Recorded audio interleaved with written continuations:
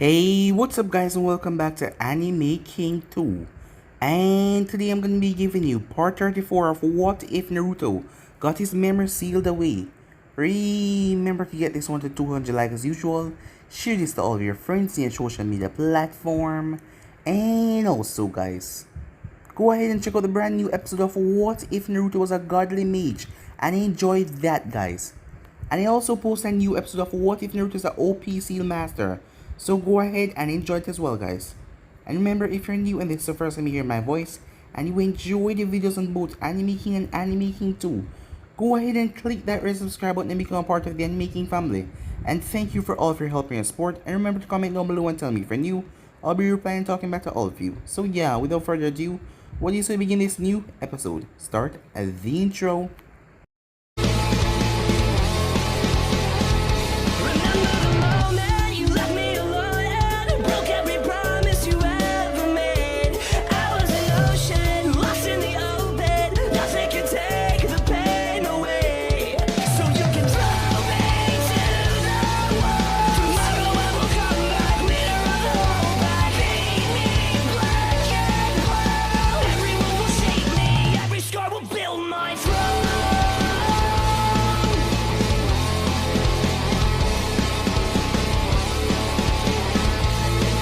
So, the last time we left off, they were at the meeting, as Naruto told them everything that he knew about Pain, and not to mention that him and Jiraiya went up against Pain, and still, they were defeated, as he had faced off against Konan. As the group, the nations, want to go up against a full assault against the Hidden Rain, but that would be difficult. There's a lot of port towns outside of the Hidden Rain, and by the time they got there, there was port towns who tried to hold them off for as long as possible, and they didn't know how long those will take for them to defeat all of them. And by the time they got in there, Pain would already done something, and it would be difficult to go up against him in his own turf. So they crossed that off the list for now. We then skipped to Teiwai as she came home to see Sakura sitting at her doorway. Sakura was still a lot upset as Teiwai spoke to her. As Sakura wanted to change the conversation, she asked her what about her and Naruto. But Teiwai did not deny it, as she liked the shithead. No matter what she would say, she liked him. He was the one that changed her life after all. If it wasn't for him, she would probably be dead right now. Seeing that, he just knocked her out and made them brought her back to Konoha. And he also stayed with her and played cards, even when they got the information that they wanted. So yeah, it doesn't matter, she liked him. As he told Sakura to get out of her house now, after giving her a speech. As Sakura felt a little bit better, even knowing that Sasuke was dead. We then skip back to the meeting as they all were told about Madara Uchiha, shocking them even more to know that Uchiha, not only Uchiha but the legendary Madara Uchiha was still alive. That was extremely bad. We then skipped to the Hidden Rain as Pain was talking to all of the Rain members. They were all willing to fight and die for him. Konan didn't like this one bit because he's just starting another war. That is what they were against, a war, but he's just starting one more. As she didn't see the path that they were following anymore, things were just going to hell. Pain went off on his own. As he arrived at the hidden sand, they tried to shoot him out of the air, but he held out his hand as he released the almighty push. Lucky for most of the members, they were pushed down into the sand so they didn't die, but a lot of members died anyway, and everything was completely obliterated. As Naruto was sitting with Gaara, as it was night time, as Gaara overheard the information when Sai spoke to Naruto. The moment Naruto turned back around, Gaara was gone, as Naruto chased after him and stopped him. Gaara told him to beat him. If he did that, he would know then that he couldn't beat Pain. As the both of them started to battle, Naruto was holding back a lot because he didn't want to hurt Gaara, so he wasn't using any of his destructive techniques, as he tried his best to stop Gaara and slow him down. It took a lot of talking and a few dodging, even dodging a Bichu ball, because Gaara was serious as hell as he wanted to go to the Hidden Rain and destroy it and kill this Pain. But Naruto told him that he was going to die. As Gaara finally calmed himself as his siblings arrived, as Temari hugged Gaara. Meanwhile, Madara was pissed as Pain was becoming more trouble than he was worth now, as he was doing some things beyond his orders.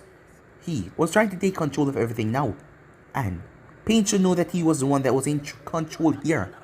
Yes, Madara Uchiha was. Kabuto was excited at the opportunity of seeing war, as he just wanted to see what the world would turn over to, who will win. But it didn't matter because once Madara had completed his goal, there will be no more war, nothing, because all of them will be trapped in the infinite Tsukiyomi. So yeah guys, so it's basically that's where we left off. You guys can switch across the place trajectory for yourself. So, what do you say we begin this new episode? Sai knew that it wasn't the best idea to go to Tsunade on his own, but it was an order from Naruto to inform her that Gaara had headed off on his own, and Naruto was chasing after him. But after she sent Shizune to mobilize a squad to send the siblings off to go after the Kazekage, she told Sai to stay. So there he sat right in front of her, as she was behind her decks just looking at him. A normal person would be intimidated or be unnerved, but then again Sai didn't feel emotions like that, or so he said to himself. It has been hours as she didn't say anything, as he wanted to know what the hell does she want. Tsunade finally opened her mouth. I'll just cut to the chase and say what I need to say. You don't seem to be the type to beat around the bush, so I'll get right to the point. I know of your connection to Danzo, just like I'm aware of Naruto and your other teammate. As Sai said nothing, as Tsunade figured that much, are you able to speak for yourself? Or has Danzo done something to you, so you can't? This is an order from your Hokage, you know, she said. Yes, I can speak, Sai said, but only because Danzo-sama is truly dead. If he was alive, then the seal that he placed in all of us would have kept us speaking freely of him or root. He believed it for best that our existence is known by all. The less, the better. What is your purpose, Tsunade asked.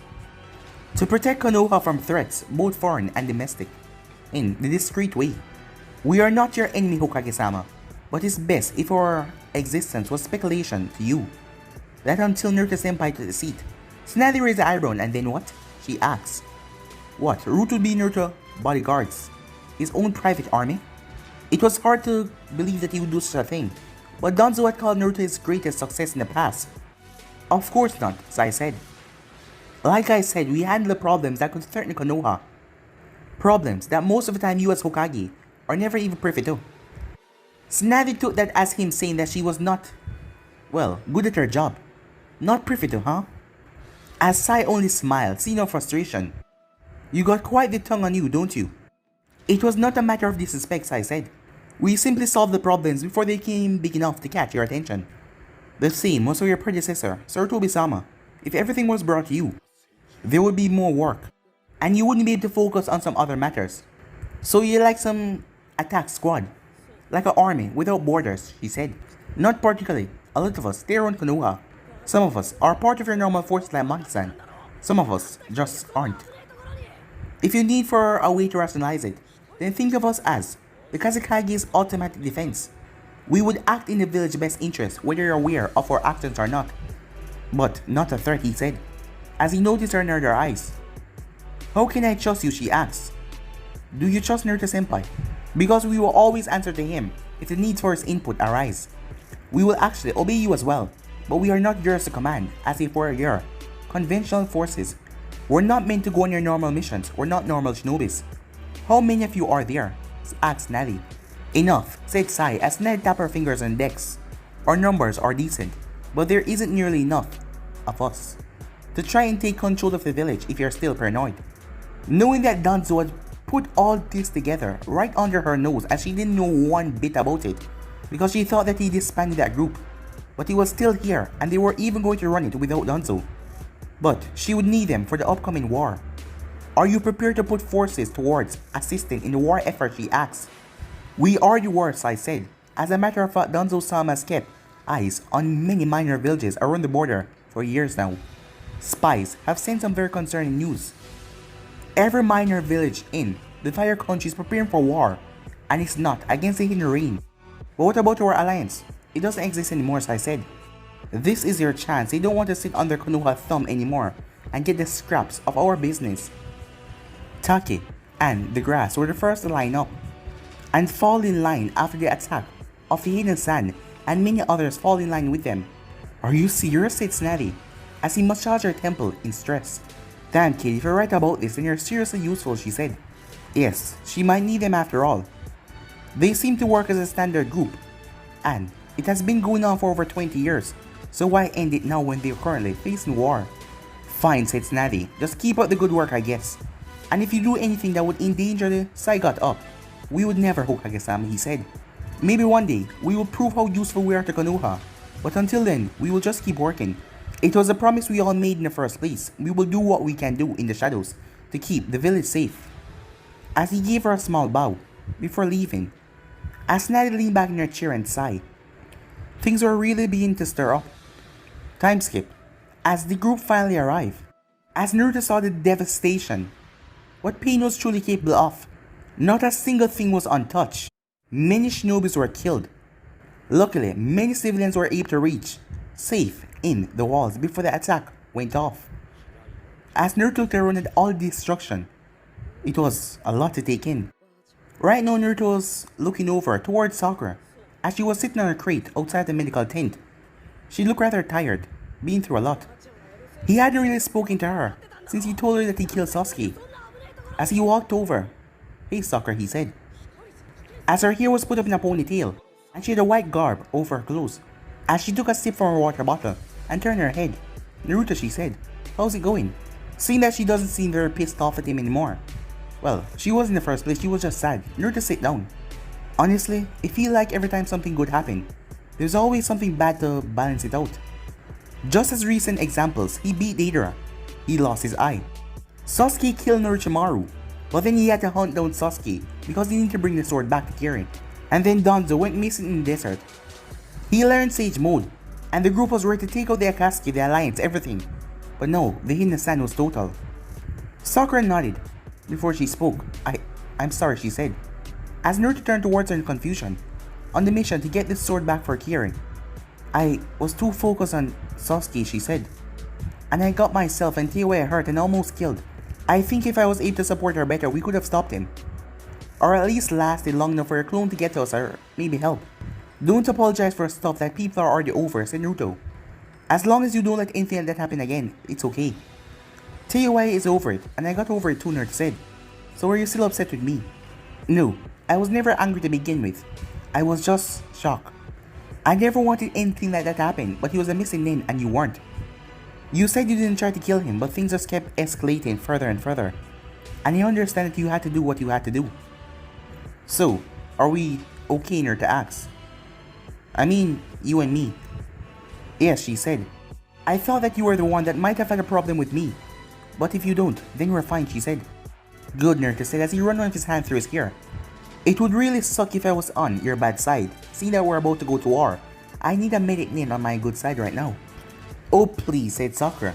If I had a bone to pick with you and tried to kick your ass, Snally would probably murder me in public, and Shizune would probably reanimate me, do it herself again. And then there would be Teiwaya. Come to think of it, Himako was the ninja, but she do some evil things. For her, maiming Naruto. Well, I'm gonna get back to work, she said. I'll see you, Sakura, Naruto said. Yeah, she said as she went back inside the tent. Meanwhile, at the hidden zone as Kabuto had returned, all of them were looking at him.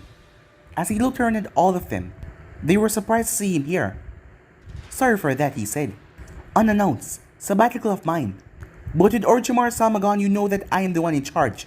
Right, he said, as he released a massive dose of killing intent, making all of them bow. As he has went to several bases already, to let the Zone Shinobis know that he was the one in charge. But he was dreading to go into one base. Yes, Gurren is probably going to want to chop him up for letting Sasuke kill Orochimaru. But she's necessary for the ship to run right, he thought to himself. Meanwhile, well, said Suigetsu, as Madara appeared in front of him. I knew that you would become knocking sooner or later, so what do you need now? Just a bit of a side mission, said Madara. But I see you have 3 swords now. How has the training been going, he asked. Suigetsu smirked. I already have training with these 2. It was Samehata most of us were never able to touch. But it's going good, very good. As Karen and Jugo came out, then you all can take some more work, he said. The good news is you can stay here for as long as you feel to. But I'm gonna need you to do something for me. War is coming. A war? Said Konan. Between who? Everyone. What do you mean everyone? Asked Jugo. How could everyone be fighting? Because that idiot Pain has decided to rally the smaller villages to take over the larger villages. War is amongst everyone. So what do you want from us, Suigetsu asked. I want you to destroy every ship you see coming. Every ship that Karen can sense going by. Every single one of them, you will have help destroying them. But you will be the driving force.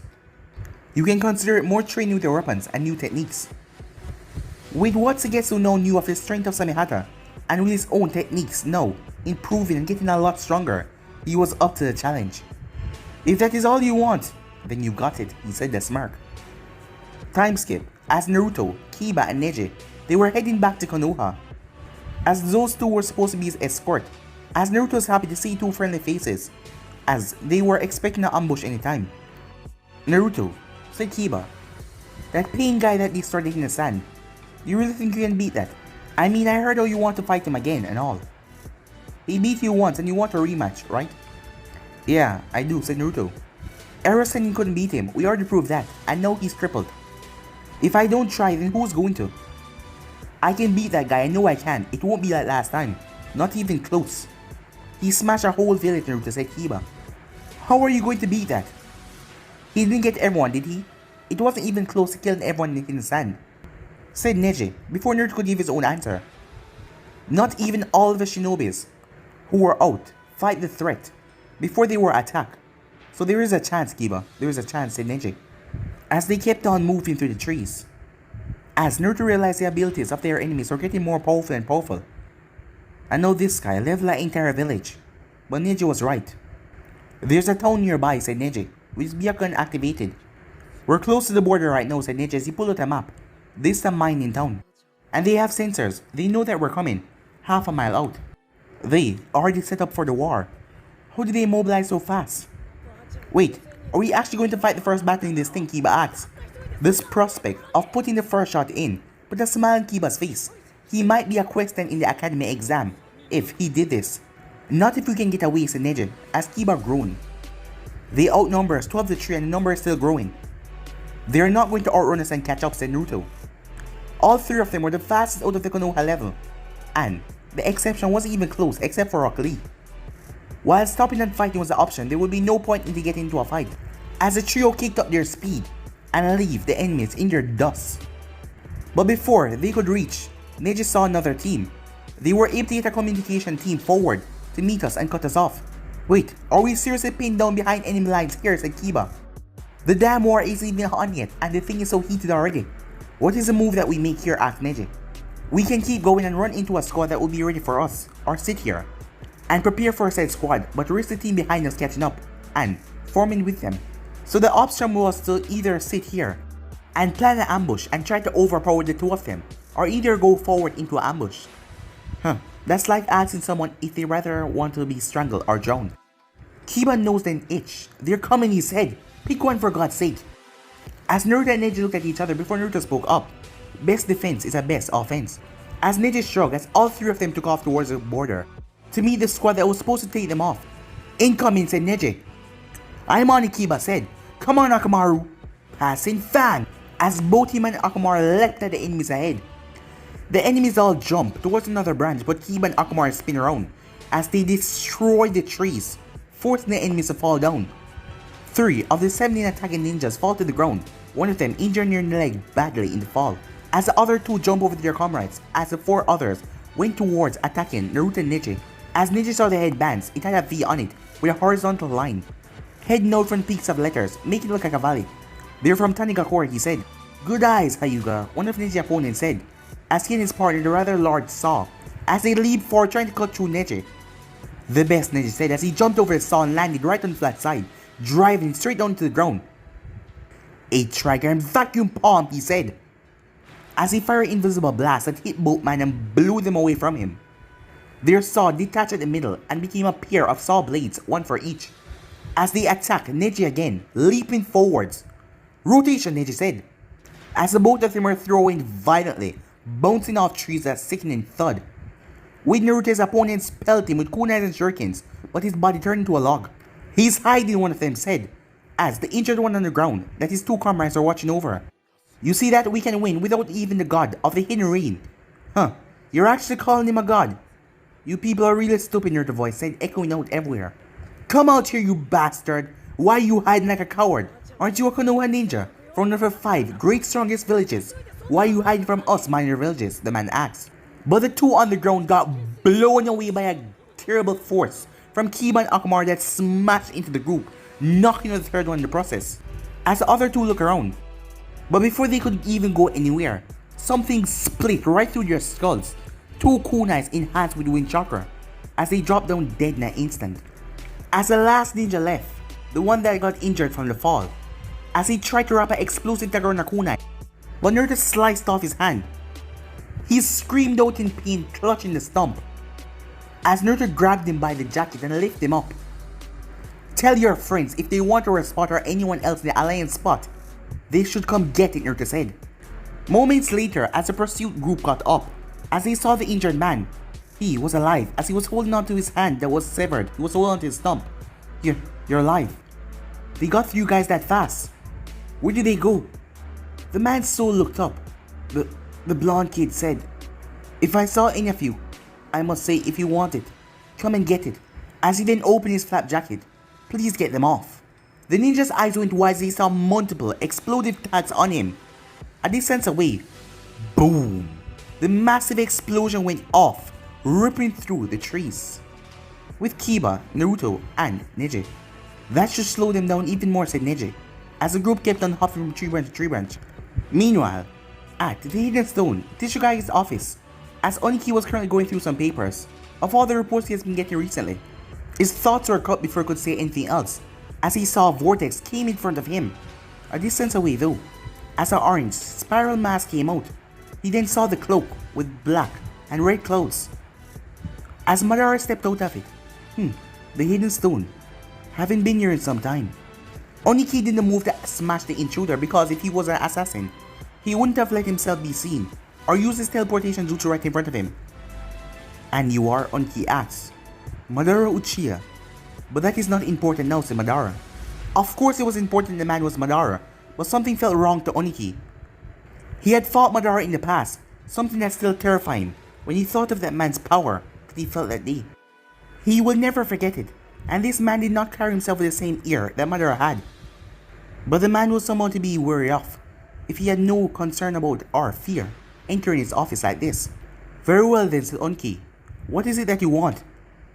I should warn you, it better be good or your efforts to get here will be quite foolish, especially wearing that Akatsuki cloak. You have quite a bit of nerve showing yourself here after taking Han and Roshi. Well, Akatsuki, I guess you could say it's fractured. The one you should blame for that isn't me, but that is something else entirely. I trust you are aware of what is going on through the elemental nations. War, said Onki. A war that Hidden Stone has nothing to do with, and no reason to take part. Even when it involves Konoha. What kind of game was this man running, trying to influence him to enter the fray of the other villages? An eye for an eye in this case is not our concern. Oniki didn't really care about any of them. Let them burn and lose their own Jinzuki. He didn't really give a damn. I don't think you should dismiss the prospect so quickly. The whole world is at odds and ignore the Hidden Stone. And that is an opportunity, in my opinion.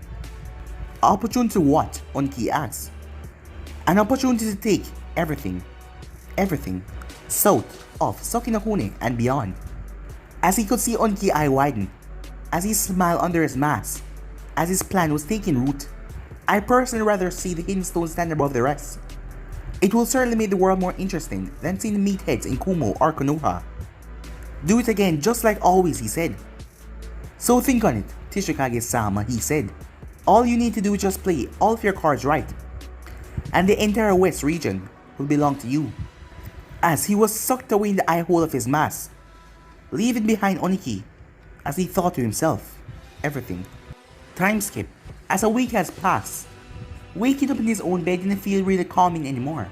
Things have dragged along with the Alliance, and the opening day will come very soon. As Yujito was the contact between Kumo and Konoha, so she was staying in Konoha. Konoha already started sending out shinobi to keep the borders tight and locked.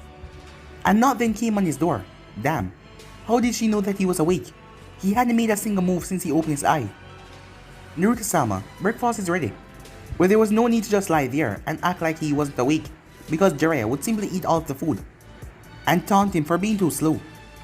Himako would then try to slap a ceiling tag on both of them and then hit them. How she managed to get that close to both of them without they knowing? Well, it was just strange. So he hopped out of bed and threw on a pair of shirt and pants as he went towards the kitchen. As he saw Himako and Jiraiya already there eating their share, and his food was also settled as well. Good morning, Naruto-sama, said Himako after swallowing her bite. Good morning, Himako, Naruto said, and thanks. As she nodded, as Naruto looked at Jiraiya, he knew that Jiraiya would have to be brought into the war once again. Jiraiya was still powerful despite him having only one arm. As Naruto knew, things would have gone a lot different if Jiraiya had two arms and they were fighting in stage mode, as the battle would have lasted a lot longer. Hey, I know I'm all sexy and all your inspiring hero, but you might as well have that special eye of yours active if you're going to look at me that hard, said Jiraiya. Naruto blinked, as he didn't realize he was staring that hard. You know you're going to be dispatched any day soon now, said Jiraiya. What about you, Naruto asked. As he knew that it was a matter of time, Kiba was already gone with Team 8 to watch over the border. But Kurenai was not with them. She was currently in Konoha, and Naruto didn't know why. But that was none of his business. There is no way Bachin is going to send you out like you are. Or is she, Naruto asked. Jiraiya lifted his one arm. Even with one arm, I'm still enough to whip you, kid, he said. You know that, and I'm going out by my own choice. Snatty tried to make him stay, but he told her he will stay under one condition. Well, she kicked him halfway across the village for what he asked. But even if Snatty told him to stay in reserve, he wouldn't have. He wasn't some damn genin that needed to be protected. He needed to be out there fighting for his village as well. But he would not piss off Snatty that much. He will stay until he is needed to be reinforced somewhere. There was the need to make Naruto know that though, to make him focus on what he is doing right now other than him. What about Himako? Are you really gonna leave her here alone, Naruto said. I am depending on you, you know that, Ursanin, he said. As that was a weak attempt to try and get Jiraiya to stay. But Himako didn't really care. I'll be fine by myself, she said. Really, I have a lot of important things to do around the village, so I won't be bored or lonely at all. There you go, said Jiraiya, and that, settled that. You should worry about yourself at the moment, Naruto-sama. You never fought a war before, have you, said Himako. She herself had lived in wartime conditions in the past, but she was the shinobi, so she couldn't give him any actual advice, not like Jiraiya. You should enjoy the time you have because once it begins, you won't know when you'll be able to rest again. That was a good point, Naruto thought to himself. But Naruto had a question. How will the Hinrain fight, he asked. A lot of ambush, a lot of kenjutsus, especially around waters. Ambush will be started and set, Jiraiya said, digging through his own memories from the second Shinobi War. Don't take a river crossing, hell, a stream. Don't even cross a fresh puddle after a rain, if you're not guaranteed. They can wait there for days, don't even having to move, and they all know that damn technique that let them blend into the water.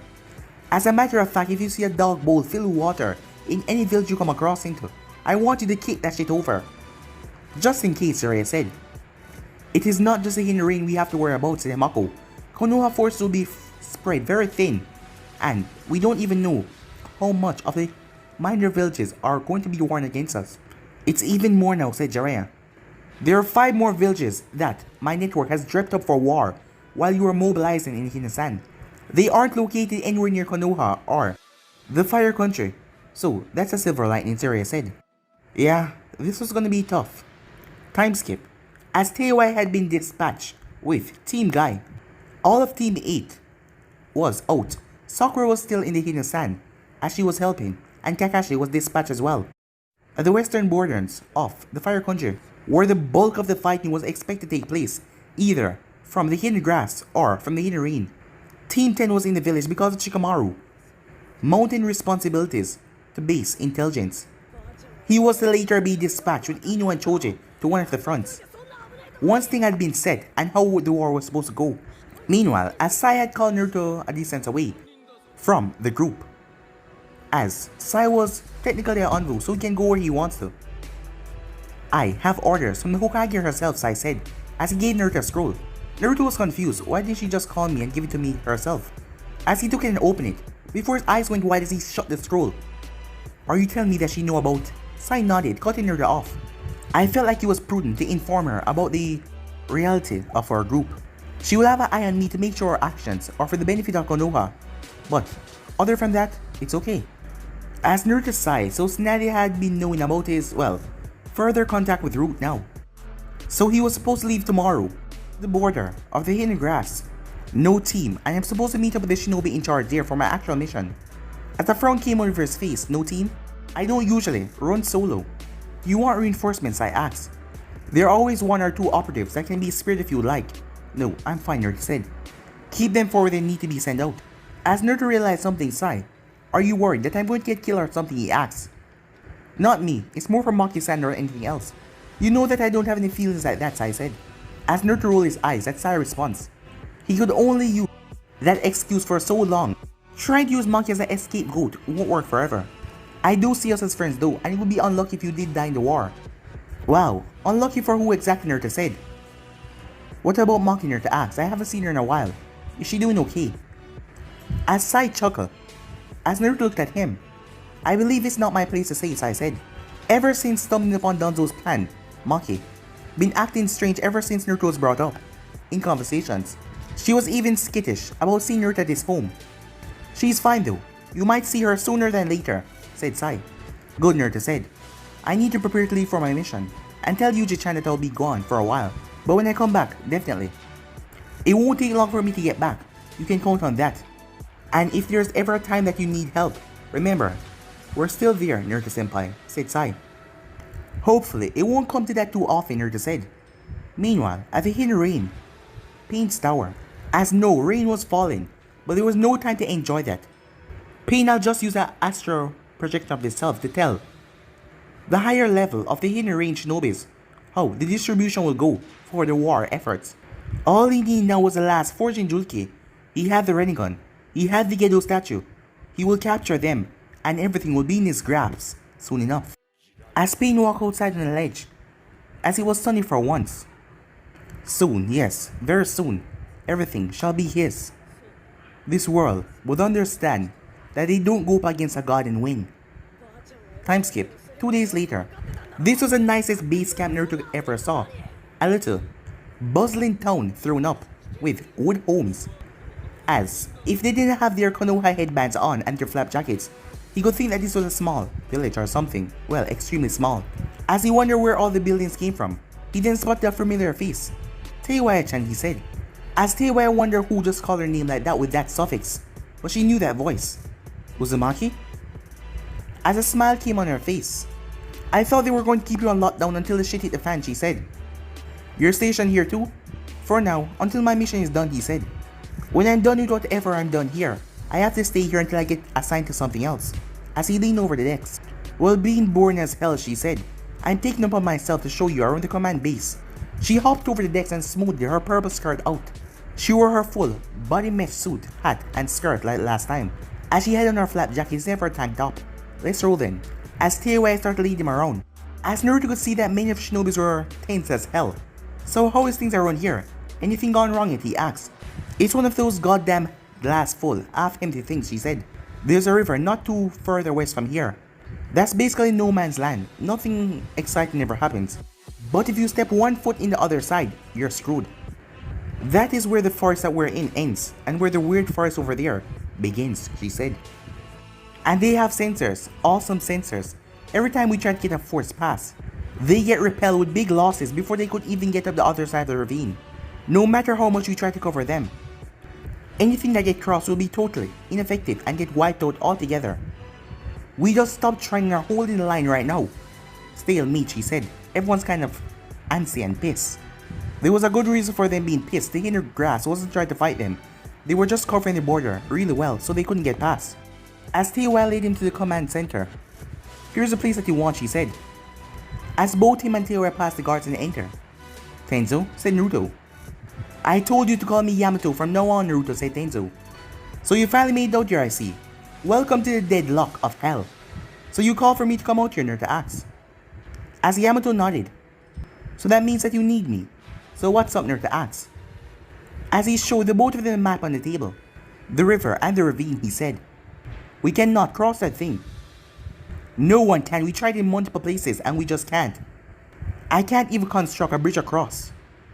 Every time we tried, they bombard the hell out of our side, forced them to flee away. And they have control of the only bridge that could be used. The Tenchi Bridge. And at the end of that, they have a fortress to retaliate against any attempts. But they can't blow it up though to cut us off, said Teiwaya. We won't let a demolition team get near it, and we just keep fighting over it. No one has any claim at the moment. As Yamato pointed to another point on the map, they were probably trying to go through Take to flank us. It's pretty obvious, but they have a chance of getting us and dealing some damage. And then their force could attack us on the bridge, and we will have double trouble. We will be boxed in. So tell me, what do you want from me, Naruto asks. I want you to get into Kusa, through the holding by Taki and us. From there, I want you to move back southwest towards the bridge and the fortress. Take that fortress down and we can get a foothold to crossing their ground. Walk back behind enemy lines and take down a fortress by himself. Is that all you want from me, Tewaya asks? Or do you want him to go towards the hidden grass and make all the higher ups surrender? As she didn't remember who she was talking to. Sir, she said. As Yamato's face turned rather creepy. Is that a touch of insubordination I hear from you, Tewaya, he asks. As both Tewaya and Naruto stiffened in alarm, as she shook her head no. Good. And Naruto can handle it. Trust me, I've seen him walk in the total rat nest and get out. I can do it, Naruto said. I'll get in, blow it up, and get out. That will get rid of them, so that we can cross the bridge, right? Are you out of your mind? Asked Tewaya. It would take you at least 3 days to travel there. Going around the port, and you need a squad to take care of all the patrols. Are you out of your mind? Are you volunteering? Said Yamato. What? Said Tewaya. You heard me. Are you willing to assist Naruto on this mission? Well, not really, she said. As she turned towards Naruto, do you actually want the help, Uzumaki? She's scared, said the Kyuubi. Isn't this the same girl that stormed into Konoha and left the Uchiha? With her 3 teammates to help her against the entire village. But that was after the invasion, when Konoha was weakened, and Sasuke went with them willingly. So no commotion would be caused. But Naruto wasn't about to bring her, because, well, he was about to take on a small fortress. And yeah, he needed to cut loose a bit. He was confident in himself, but he didn't want to risk her life. I don't need the help, Tewaya-chan. I can pull this off just fine, he said. I wasn't going to let her go anyways, said Yamato. Letting the two have their little moment so he'd possibly tease one or the two later. He had to take what he could get as amusement for a time like this. As he ignored the looks on their faces when he said that. Tewaya is a leading Genjutsu specialist on the division. Casting and breaking them, she has stopped dozens of night raid by herself already. Then what was the point of beating her in the bush, she said. Well, because I need something to mess with the both of you about little later, Miss Smitten, he said as he looked at her. He's just like Kakashi-sensei, Naruto thought. Alright, I'll head out tonight, he said. Good, you should get some sleep if you're going to be traveling at night, said Yamato. I will give you the lay of the land soon after you get some rest. Good luck, he said, as Naruto nodded. Time skip, at Kiri, Waters. Suigetsu exploded out of the water and fired off a massive, drilling water bullet that tear through an entire ship as he landed back in the water. So, how does that look, he said, as he looked over towards the other ship, where Jugo and Karen was on. Samehata is bolstering your chakra reserves. Not even 2 months yet. It's amazing. As Karen was surprised, it made her wonder how deep was Kisame reserves before his death. Seeing that he hauled that blade around for a decade. Are you even tired yet? Not even close to Suigetsu. Laughing to himself as he held Samehata in the air. 3 of these swords may be this strong. I can't wait till I get the other 4. I'll be the strongest sword shinobi that to ever live. And then we kill Naruto Uzumaki, right? Karen said. As it sounded dark and hateful as she talked about Naruto. Sure, Suigetsu said. As yes, he was going to help her. He would never admit it out loud. But Jugo, crazy attitude, and Karen, bossy personality, has grown on him. The masked boss man will come and get us soon enough when we're ready. Time skip. Are you ready to go, Tewaya asked. As she was right beside Naruto as they were on the rooftop. She hasn't left his side since he came here, and now she was fussing over him. She was worried. She even slept with him in his bed, and scared off anyone who tried to chat with him. That was from Konoha, so that he could rest. You've got everything, you're not hungry, and you sure you could do this by yourself, right? She asked. It was kind of funny to see her acting this way. Maybe, being in an active war for the 2nd time, and being involved in Konoha, well, it was kind of making her worry. And this wasn't a one and done attack. There was plenty of chances for someone to get killed out here. Yes, I'm all ready, Naruto said. It's going to be fine, Naruto says he held on her hand. I'm going to be back here before anyone even missed me. I'm thinking about the experience that I have of you sneaking into bases and enemy line years ago, she said. You got caught and chased to the border. You can't get away with that shit this time. It wasn't my fault and I was here for months before I got caught, said Naruto. I really don't trust this bullshit mission, Uzumaki. Why would Yamato call for just you to do this? I can do it, Naruto said. Just trust me. Well, how about this? It will take 4 days for me to get around there and come back. If I don't come back by 5 days, when you see me, you can beat the crap out of me, Naruto said. If you die, I'm going to find a way to bring you back and make good on that bet and kick the shit out of you, she said. Alright, get the hell out of here already, she said. One day you're gonna say, good luck and be well on your mission. Bite me, she said. Already did, said Naruto. She then grabbed him by the collar, as she pulled him close into a rather rough kiss. A sober Teiwei had never initiated a kiss with him, but now she was doing it. As she broke the kiss, well, did you see that coming, she said. I didn't, Naruto said. I thought you hated kissing. I did, I still kind of do actually. But I used to hate you too. Do you think I hate you now, she asked. As the both of them smiled, no go on, she said. You're burning moonlight, and make sure to come back. Of course I will, Naruto said. As she started to make her way back, she heard clapping, as she saw Uncle. Aw, how cute. Just wait until I tell everyone how little adorable Teiwei was out here, having your little moment with a little hero. As Uncle then rushed off. Teiwei's eyes twitched. You're so dead, bitch, she said, as she jumped over the fence. And just who the hell told you it was cool to watch? But I like to watch, said Uncle, as Teiwei chased after her. But guys, to be in subs right here for the next part of this, you know what to do. Like, subscribe, comment down below, and turn on that bell notification to stay posted. Remember to share to all of your friends in your social media platform. I'm out for now. See you guys soon. Peace.